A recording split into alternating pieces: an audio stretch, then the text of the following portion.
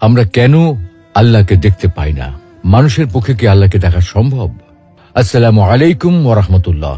প্রিয় দর্শক, আজকে আমরা আল্লাহকে কেন দেখা যায় না এবং মানুষের পক্ষে আল্লাহকে দেখা সম্ভব কি না এ বিষয়ে আল কোরআন, বিশুদ্ধ হাদিস এবং বিজ্ঞানের আলোকে বিস্তারিত আলোচনা করার চেষ্টা করব ইনশাআল্লাহ। প্রিয় দর্শক, আল্লাহ তাআলার দিদার প্রতিটি মুমিনের চির আকাঙ্ক্ষার বিষয়। সবাই আমরা সচক্ষে আল্লাহকে দেখতে চাই। নবী, রাসূল, আল্লাহ সকল প্রিয় বান্দা সকলেই নিজ চোখে আল্লাহকে দেখতে চায়।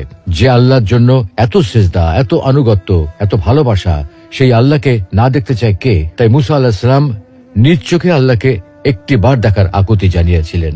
কিন্তু মুসা আলাইহিস সালামের মতো জলিলুল কদর রাসূলের পক্ষে আল্লাহকে দেখা সম্ভব হয়নি। আমাদের প্রিয় নবী মুহাম্মদ সাল্লাল্লাহু আলাইহি ওয়াসাল্লামের অন্তরেও আল্লাহকে দেখার ভীষণ আকুতি ছিল, কিন্তু সাইয়্যিদুল আম্বিয়ার পক্ষেও আল্লাহকে দেখা সম্ভব হয়নি। বস্তুত দুনিয়াতে কারো পক্ষেই আল্লাহকে দেখা সম্ভব নয়। আল্লাহকে দেখা সম্ভব না হওয়ার কারণটা কি?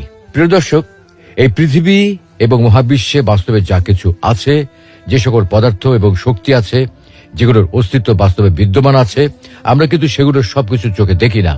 অথচ সেগুলো বাস্তব সত্য এবং সেগুলোর উপস্থিতির কারণে আমাদের শরীর ও জীবন নানাভাবে প্রভাবিত হয়। কিন্তু তারপরেও আমরা সেগুলো দেখতে পাই না, কারণ রিয়েলিটি বা বাস্তব জগৎ শুধুমাত্র আমাদের পঞ্চ ইন্দ্রিয়ের মধ্যে সীমাবদ্ধ নয়।